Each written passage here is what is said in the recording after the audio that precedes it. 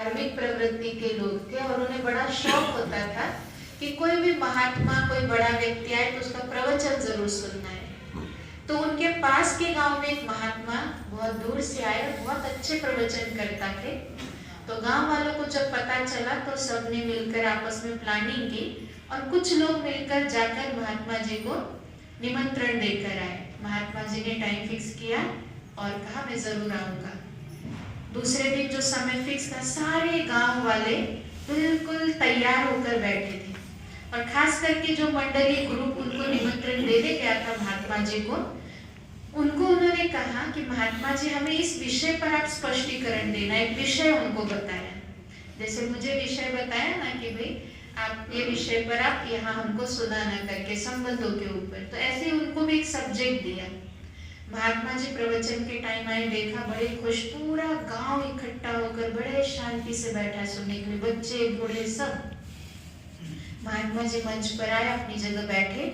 प्रवचन शुरू करने से पहले ही उन्होंने पहला प्रश्न पूछा सबसे, क्या आप सबको पता है कि मैं क्या सुनाने वाला हूँ? तो सारे गांव वालों ने एक साथ हाथ उठाया, महात्मा जी हमें पता है आप क्या सुनाने वाले हैं। महात्मा जी फटाक से उठकर खड़े हो गए, कहा जब आप सबको पता ही है कि मैं क्या सुनाने वाला हूँ तो मेरी सुनाने की जरूरत क्या है। महात्मा जी उठकर सीधे चले गए। अब गांव वालों ने सोचा कि अरे ये तो हमने गलत कर दिया। फिर महात्मा जी को निमंत्रण देने गए और इस बार कोई विषय नहीं दिया, कुछ नहीं, महात्मा जी को निमंत्रण देकर आए, सारे गांव वालों को भी समझाया। दूसरे दिन महात्मा जी आकर फिर बैठे, फिर पहला प्रश्न किया कि आप सबको पता है मैं क्या सुनाने वाला हूँ? सारे गांव वाले नहीं नहीं नहीं नहीं, हमको कुछ नहीं पता है, हमको कुछ नहीं पता आप क्या सुनाने वाले।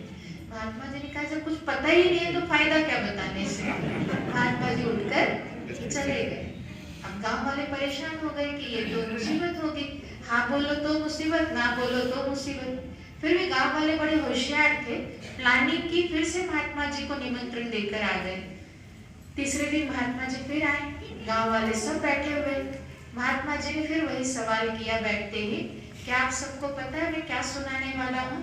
गांव वाले होशियार थे, आधे लोगों ने कहा नहीं हमको नहीं पता है क्या सुनाने वाले, और आधे साइड बैठे लोगों ने कहा हमको पता है क्या सुनाने वाले हैं। आधा आधा बांट लिया।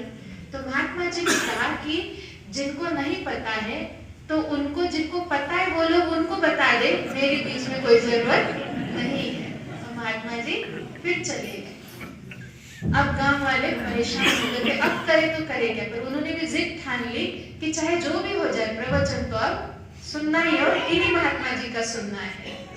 चौथे दिन अब निमंत्रण देने जाए तो करे क्या, तो गांव के बुजुर्ग व्यक्ति थे। वो बुजुर्ग व्यक्ति जिन्होंने गांव वालों को बहुत अच्छी तरह से समझाया और समझाने के बाद फिर से निमंत्रण देकर आए उनको चौथे दिन। अब चौथे दिन फिर महात्मा जी आए, सारे गांव वाले बैठे हैं। महात्मा जी ने फिर वही सवाल किया कि आप सबको पता है मैं क्या सुनाने वाला हूँ? तो गांव वालों का जवाब क्या होगा? आज कोई जवाब नहीं था, पूरा गांव साइलेंस, एकदम pin drop silence. Mahatma ji ने अपना प्रवचन चालू किया। जब तक आपके मन में 10 तरह की बातें होंगी इस विषय पर ही सुनना है, शायद ये बातें सुनाई जाएगी या ये सुनाना चाहिए, तब तक जो सुनाया जा रहा है वो अंदर नहीं जाएगा। जब आपका मन सब प्रश्नों से परे शांत हो जाएगा, तब जो भी दिया जाएगा आप 100% ग्रहण कर सकते हैं। तो अभी 2 मिनट के लिए हम भी अपने मन को सब बातों से हटाकर एकदम पिन ड्रॉप साइलेंस शांत करते, जो हमें बस कल हमने प्रैक्टिस के लिए एक जो पॉइंट दी है सिर्फ उसका चिंतन करेंगे, बाकी कुछ नहीं। तभी उस चिंतन को अच्छी तरह से हम अनुभव कर पाएंगे। ठीक है, तो तन से भी साइलेंस और मन से भी साइलेंस हो जाए सभी।